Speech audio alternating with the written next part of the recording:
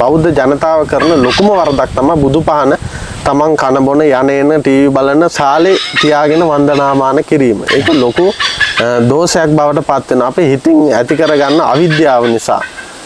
මේ ලෝකේ ලොකුම කිල්ලනේ මහත්තයා නොසලකිල්ල. නොසලකිල්ලෙන් කටයුතු කරපුවාම අපිට නොපෙනෙන බලවේග වලින් අපිට කරදර අතුරු අන්තරා වෙන්න ඉඩ ප්‍රස්තාව තියෙනවා. ධර්මයේ වුණත් හරිතැනින් ධර්මයේ වුණත් මහ විසගෝරු සර්පෙක් කියනවනේ. නැට්ටෙන් ඇල්ලුවොත් එහෙම අනිත් පැත්තට හැරලා දෂ්ට කරනවා. ඒ වගේ මේ බුදුදහම කියන එක උනත් බොහොම අවබෝධයෙන් බුදුදහම කියන එකේ තේරුම තමයි කියන අකුර තේරුම මනසින් උසස් කියන එක. මනසින් උසස් කියන්නේ හිතලා තමයි අපිට වැඩ කටයුතු කරන්න තියෙන්නේ. අවබෝධ කරගෙන. ඒකට බුදු පහන කියන එක නිවසෙන් පිට ඉස්සරහා කෑල්ලේ අපේ ගෙවල් වල බොහෝ දුර නිවස් වල පැසෙට් කෑල්ලක් වගේ කෑල්ලක් තියෙනවා. ඉතින් ඒ වගේ තැනක බුදු පහන තියන්න පුළුවන් නම් නිවසට ඇතුල් වෙන්න තැනම දකින්න පුළුවන් විදිහට බුදු පහනක් තියන්න පුළුවන් නම් බොහෝ සෙයින් වටින දෙයක් බවට පත් වෙනවා. බුදු පහන පැතිකඩකින් පත්තු කරන්න හොඳ නැහැ කවදාවත්. බුදුහාමුදුරන්ට තියෙන පහන බුදුහාමුදුරුවෝ ඉස්සරහටම බුදුහාමුදුරන්ගේ ඇස් දෙක සමහර මට්ටමකට අර විය ගහක දුර ප්‍රමාණයෙන් තමයි හැදිලා තියෙන ලාවට වැහුණු ඇස් දෙකක් තමයි බුද්ධ ප්‍රතිමා වහන්සේලා වල දකින්න තියෙන්නේ. ඉතින් ඒ වගේ එහෙම බලනකොට බුදු පහන බුදු දැල්ල පහනේ දැල්ල බුදුහාමුදුරන්ට පේන මට්ටමට පහන අපි පත්තු කරන්නට ඕන හැකියාවක් තියෙනවා. ඉතින් බොහෝ සෙයින් අපි අබතෙල් වගේ දේවල් තෙයුරු තෙල් වගේ දේවල් භාවිතා කරමින් පොල් තෙල් බෝතලයකට තෙයුරු තෙල් ටිකක් කලවම් කරගෙන පත්තු කරන්න පුළුවන් නම් මේ ගෙවල් වල තියෙන බොහෝ වාස්තු දෝෂ ඉවත් වීමේ හැකියාවක් අමනුෂ්‍ය දෝෂ ඇස්වා කටවා හෝවා ඈත් වීමේ හැකියාවක් තියෙනවා. ඒ වගේම මේ ගෙවල් වල කවදාවත් හුඹස් කියන දේවල් වාස්තු දෝෂයක් තියෙනවා කියලා අපිට දැනගන්න පුළුවන් පහසුම ක්‍රමයක් තමයි අපේ ධනුෂ්ක මහත්තයා ගෙවල් වල අර කුඹල් මේ හුඹස් ගෙවල් බඳිනවා. පොඩ බිච්චිය දිගට හුඹස් ගෙවල් යනවනම් අපි ටිකක් අවබෝධයෙන් බලන්න ඕනේ මේක මේ ඇති වෙන්නේ මොන හේතුවක් නිසාද කියන එක. ඒ වගේ දේවල් ඇති වෙන්නේ ගෙදර වාස්තු දෝෂයක්, බහිරව දෝෂයක් වගේ දේවල් තිබුණාම තමයි. ගෙදර පැලුම් වගේ දේවල් බිච්චිය උඩ ඉඳලා යටට වගේ පැලුම් දේවල් සිද්ධ වෙනවා නම් ඒත් වාස්තු දෝෂයක්, බහිරව දෝෂයක් කියන එක අපි අවබෝධ කරගෙන ඒකට පිළියමක් සිද්ධ කරගන්න ඕනේ. ඒ වගේම වැසිකිලි කැසිකිලි වලවල් ගේ ඉස්සරහා පැතිකඩට වෙන්න දකුණු පැතිකඩට වෙන්න බොහෝ දුරට තියෙනවා නම් අපේ ඒවා බොහෝ සෙයින් අපේ අහිතට අපේ ජීවිත ගමනට අහිතට බලපාන තත්ත්වයක් උදා වෙලා තියෙනවා. වාස්තු දෝෂ වලට අනුකූලව ඉතින් අද කාලේ බැලුවොත් නම් ඉතින් හැදෙන ගෙවල් වල එමටයි වාස්තු දෝෂ බොහෝ සෙයින් ඉතින් මේ අපේ මුදල් මේ පරිහානිය අද කෝටියක් ගෙනාවත් හෙට වෙනකොට කෝටියම යන්න කොහෙන් හරි මාර්ගයක් හැදෙනවා. ඉතින් හෙට ව්‍යාපාරයක් පටන් ගන්න හිටියොත් ඒ ව්‍යාපාරේ පටන් ගන්න අපිට හෙට පටන් ගන්නවා කියලා හිතාගෙන හිටියට අවුරුද්දක් මාසයක් යනවා ව්‍යාපාරේ පටන් ගන්න.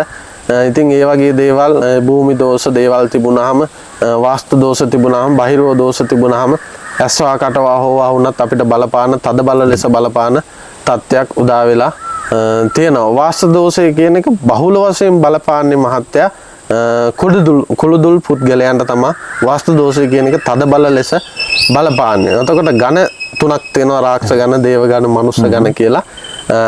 මේ වාස්තු දෝෂ කියන එක බොහෝ සෙයින් බලපාන්නේ රාක්ෂ ඝන ඇත්තන්ට තමයි මේ වාස්තු දෝෂ වලින් එන ලෙඩ රෝග වගේ දේවල් හදිසි කොන් දෙකක්කුම් බඩ පුරවා දැමීම් ඉතින් ඉන දෙපැත්ත රෙදීම් වගේ දේවල් සිද්ධ වෙනවා මේ වාස්තු දෝෂයක් උච්ච වුණාම. එවැනි ප්‍රශ්න එන්න පුළුවන්. අපේ හැමෝටම සමහරක් වෙලාවට මේ බුදුරජාණන් වහන්සේට පහන තියන්න වෙලාවක් නැති වෙන්න පුළුවන්. නමුත් සමහරක් වෙලාවට දැන් ගෙවල් වල එළියේ පහන් දැල්වීම නිසා මේ පහන් දැල්ලට යම් යම් අමනුෂ්‍ය බලපෑම් එක් වෙන නිසා මේක බුදුන්ට කැප කරත් සමහරක් වෙලාවට ගෙවල් වල දැල්වෙන පහන් වලට අර කියන විදිහ අදුෂ්‍යමාන ඇල්ම බැල්ම වැටෙනින්ද අපේ හැමෝටම සුවිශේෂී වෙලාවක් තියෙනවද බුදු පහන තියන්න? ගෙදර පහන දැල්වන්න සුවිශේෂී වෙලාවක් තියෙනවද? මේ ගොම්මන් වෙලාවල් වල පහන දැල්වුවාම වෙන වෙන බලවේග මේවට ඇදෙනවා කියලා සමාජයේ යම් යම් තැන්වල කතා බහක් තියෙනවා. මේක ඇත්ත නැත්ත මොකද්ද අපේ හැමෝටම? ඒ කතාවේ මහත්තයා ඇත්තක් තියෙනවා. සමහර විට අපි ගොම්මන් වෙලාවේ අබතෙල් ආශ්‍රිත කරගෙන අබතෙල් ගත්තාම මහත්තයා සාමාන්‍ය හොඳ පැතිකඩටත් නරක පැතිකඩටත් ගන්න තෙලක් බවට පත් වෙනවා සාත්තු සප්පායන් වලට. වගේ පහනක් පත්තු කරපන් සාමාන්‍ය ගොම්මන් වෙලාව වගේ ඇසේ අපි ගන්න ඉතින් 5-6 හමාර වගේ කාල සීමා. බුදු පහන තියන්න හොඳම වෙලාවන් තමයි මහත්තයා. ඉතින් සාමාන්‍ය 6:45 7යි කාල වගේ කාල සීමාවල් වල බොහෝ හොඳට නාලා කරලා පිරිසිදු වෙලා හිස තෙල් ගාන්න නැතුව තමයි බුදු පහන තියන්න ඕනේ. අපේ මිනිස්සු දරන මිත්‍යා මතවාද තියෙනවා මහත්තයා. අපි බොහෝ දුරට තව කෙනෙක් කරන දෙයක් බලලා තමයි අපි අපේ ජීවිතේ දේවල් කරන්න උත්සාහ කරන්නේ. ඉතින් මම නම් ඒක S දෙකෙන් දැක්කොත් මම කියලා දෙනවා ඔය කරන දේ වැරදි කියන එක. අපේ මිනිස්සු බොහෝ සෙයින් බුදු පහන පත්තු කරලා ඒ ගෑවෙන තෙල් ටික හිසේ ගන්න තත්ත්වයක් අපේ මහත්තයත් දැකලා ඇති. එහෙම බොහෝ අය බුදු පහනේ තෙල් හිතේ ගෑවුනාම අතේ ගෑවුනාම ඒ ටික ඔළුවේ පිහදා ගන්නවා. ඒක මහත්තයා තමන්ගේ ජීවිතයට තමන් විසින්ම කරගන්න අනිවිනයක් කොඩු විනයක්. බොහෝ සෙයින් අපි අහලා තියෙනවා දැන් බුලත් කොලේ උඩු පැත්තේ හුණු ගාපුවම තමන්ටම තමන් කොඩු වින කරගන්නවා කියලා. ඒ වගේ තමයි බුදු පහනේ තෙල් ටික අරගෙන බුදු පහන හදනකොට ඒ අතේ ගෑවෙන තෙල් ටික අරගෙන හිසේ ගාගත්තාම ඒකත් තමන්ටම කොඩු විනයක් කරගන්නවා තමන්ම. තමන් නොහිතන විදිහට දන්නේ නැතුවම තමන් නොහිතන විදිහට තමන්ගේ ජීවිතවලට ජීවිතයකට හිතපු නැති ප්‍රශ්න ගැටල් වලට මුහුණ දෙන්න සිද්ධ වෙන වපසරියක් අද වෙනකොට උදා වෙලා තියෙනවා. ඉතින් ඒක පිළිටන්න හොඳ නැහැ. ඒ වගේ දේවල් කරගත්තාම පැරණි පුස්කොළ පොත්වල පැරණි බොහොම උගත් විගත් පඬිවරු කියලා තියෙන හැටියට ඒ වගේ දේවල් ගාගත්තාම ඉතින් අර කලු කුමාර දෘෂ්ටිය, අමනුෂ්‍ය බලවේග, പ്രേත දෝෂ, බඩේ කැක්කුම් වගේ දේවල් හැදෙනවා. പ്രേත දෝෂ වගේ දේවල් ඇල්ම බැල්ම වැටුනහම අර වගේ දේවල් නොසලකිලිමත්කම නිසා අපි දන්නේ නැහැ. නොසලකිලිමත්කම නිසා අර වගේ බුදු පහනේ තෙල් ටික හිසේ ගාගත්තාම පහන පත්තු කරන්න කලින් අර වගේ ගැටලු වලට අපිට මුහුණ දෙන්න සිද්ධ වෙනවා. ඉතින් ඒක නිසා ඒකට වෙනම පොඩි රෙදි කෑල්ලක් තියාගන්න පහන හදනකොට පහන හදලා අපි ඔහේ පහන් තිරේ දාලා පත්තු කරන්න එපා. ඒක බොහොම ගෞරවයෙන් උත්තව පහන් දැල්ල පත්තු කරන්න. සමහර වෙලාවකට මහත්තයා පහන් දැල්ල අපි පැත්තට අපි පත්තු කරන බුදුහාමුදුරු ඉස්සරහ වැඩ ඉන්නවා. බුදුහාමුදුරුවන්ගේ පැත්තට පහන් දැල්ල පත්තු වෙන්නේ නැති වෙන්න අපේ පැත්තට පහන් දැල්ල හරවලා පත්තු කරන අවස්ථා තියෙනවා. ඉතින් ඒකත් අපි නොදැනුවත්ව කරන මහා බරපතල වැරද්දක්. ඒක බුදුහාමුදුරන්ට පූජා වෙන්නේ නැහැ. එතකොට බුදුහාමුදුරන් පිටුපානවා වගේ අදහසක් තමයි ඒකෙන් සිද්ධ වෙන්නේ. ඒවත් වාස්තු දෝෂ වලට බලපාන අවස්ථා තියෙන. ඉතින් බුදු පහන තියන්න ඕනේ බුදුහාමුදුරන්ගේ පැත්තට, බුදුහාමුදුරු වැඩ ඉන්න පැත්තට හරවලා තමයි. ඉතින් පුළුවන් නම් පිරිසුදුව වතුරු වීදුරුවක්, ගිලම්පස වීදුරුවක් අපිට තියන්න පුළුවන් නම් බොහෝ සෙයින් වටිනවා කියන එක ඉතින් මතක් කරන්නට ඕනේ. ඉතින් අමනුෂ්‍ය බලවේගවල බලපෑම සිද්ධ වෙනවා. අර විදිහට අපි නොදැනුවත්ව කටයුතු කරොත් එහෙම අර තෙල් ගා ගැනීම වගේ දේවල් සිද්ධ කරගෙන සමහර විට සමහර අය ඒ තෙල් ටික මිරිකලා ඇඟේත් ගා ගන්නවා. ඉතින් ඒ වගේ දේවල් ටිකක් නොසුදුසු ක්‍රියාවන් කියන එක මතක් කරන්නට ඕනේ. වැඩි ශ්‍රද්ධාවට වැඩි ආශිර්වාදය ගන්න සමහරක් වෙලාවට වැඩි හොඳ කරන්න ගිහිල්ලා මේ ප්‍රශ්න ඇති කරගන්න දැන් තමයි අපි ආමුදුර අපේ ස්වාමින් වහන්සේ පැහැදිලි කරලා දුන්නේ ජීවිතවලට වටිනා උවදනක්, වටිනා දාම්, වටිනා පණිවිඩ රාශියක් ලබා දුන්නා. අපේ ආමුදුර මේ සියලු දේවල් එක්ක එහෙමනම් අවසාන වශයෙන් රටේ ලෝකෙ මේ වැඩසටහන බලන ආදරණීය ජනතාවට මොන වගේ පණිවිඩයක්ද ලබා දෙන්න තියෙන්නේ? ජනතාවට ඉතින් ලබා දෙන්න තියෙන අද රට සමාජය දිහා බලනකොට මේ විෂය පිළිබඳව අත්හදා බලන පුද්ගලයෝ බහුල වෙලා තියෙනවා. සමහර විට එකක් දෙකක් දැනගත්තාම මම සියල්ල දන්නවා කියන තත්ත්වේ උදා වෙලා තියෙනවා. ඉතින් ඒක බොහොම කනගාටුදායක අවස්ථාවක්. ඉතින් අපිට රටේ ජනතාවට මට දෙන්න තියෙන්නේ පන්සලෙන් තමයි අපේ මහත්තයා කලිනුත් ප්‍රශ්නයක් ඇහුවා. චීවරයක් දරාගෙන මේ දේවල් කරන එක සුදුසුද කැපද කියන ප්‍රශ්නේ මිනිස්සුන්ට ඇති වෙන්න පුළුවන්. ඉතින් පරණ අතීතයේ තිබුණේ නම තිබ්බේ පන්සලෙන්. ගමේ මිනිස්සුන්ට නම තැබීම කරේ පන්සලෙන්, අකුරු කියුවේ පන්සලෙන්, කේන්දරය හැදුවේ පන්සලෙන්. අද වෙනකොට බොහෝ දුරට කාර්ය බහුලත්වයත් එක්ක භික්ෂූන් වහන්සේලාටත් බොහෝ දෙනාටත් ඒක බැරිවීමේ හැකියාවක් තියෙනවා. කේන්දරයක් හදාගන්න බැරුව, කේන්දරයක් බලාගන්න බැලුව, නමකට ඝන පිහිටලා අඩුම ඝන 3ක්වත් පිහිටලා නමක් තියාගන්න බැරි මට්ටමට අද වෙනකොට භික්ෂු සමාජයත් පත් වෙලා තියෙනවා. ඉතින් ඒකත් එක පැතිකඩකින් කලකිරීමකට හේතුවක්.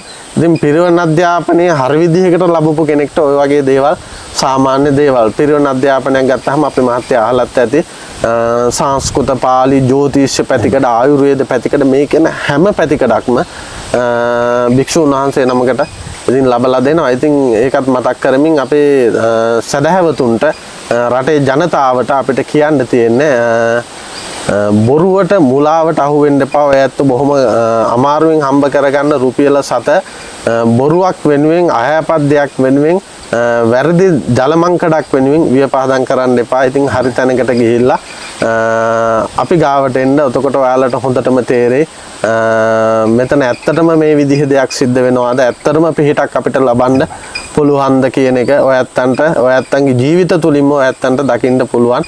ඇස් දෙකෙන් දකින්න පුළුවන් වෙනස්කම් වලටපත් වෙන්න පුළුවන් හැකියාවක් තියෙනවා. ඉතින් ඒක නිසා අවසාන වශයෙන් මතක් කරන්න තියෙන්නේ බොරු වලට රැවටෙන්න එපා. අපි වගේ තව අය ඉන්න පුළුවන්. බොරු වංචාකාරී වැඩසටහන් වලට රැවටෙන්න එපා. බොරු දුරකථන අංග වලට කතා කරලා ඔය ඇත්තන්ගේ මුදල් කවදාවත් ඔන්ලයින් ක්‍රමයට අද වෙනකොට ඔන්ලයින් ක්‍රමයට මුදල් ගන්න තත්ත්වයක් උදා වෙලා තියෙනවා. මටත් එහෙම ප්‍රශ්න වෙලා තියෙනවා.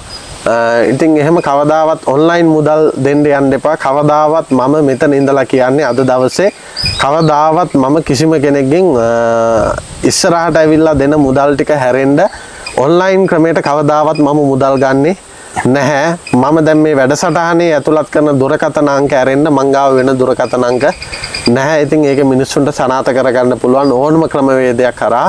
ඉතින් වංචාවට බොරුවට කූරත්වයට අහු වෙන්නේ නැතුව හරි විදිහකට හරි තැනකට ගිහිල්ලා ඒ නිසා ප්‍රාර්ථනා කරනවා අවිද්‍යාවෙන් තොර ප්‍රඥාව දියුණු වෙන මොලේ වෙහසලා වැඩ කටයුතු කරලා හරි තැනට ගිහිල්ලා හරි විදිහට ජීවිත සමෘද්ධිමත් කරගන්න සාර්ථක කරගන්න පුළුවන් ජීවිත වාත්තන්ට ලැබෙන්න දෙවියන්ගේ බුදුන්ගේ පිහිට රැකවරණය ලබා ගන්න කියන එක අවසාන වශයෙන් මතක් කර සිටිනවා. ඒ ප්‍රාර්ථනාවත් එක්ක ඒ වචන ටිකත් එක්ක එහෙමනම් අපේ හැමදෙරේ මේ වැඩසටහනින් සමු අරගෙන තවත් දවසක මෙවැනි මහරවත් වැඩසටහනකින් මුණ ගැහිලා කතා බහ කරන්නට අවසරයි අපේ හැමදෙරේ අපිට සමු ගන්නට. තෙරුවන් සරණයි.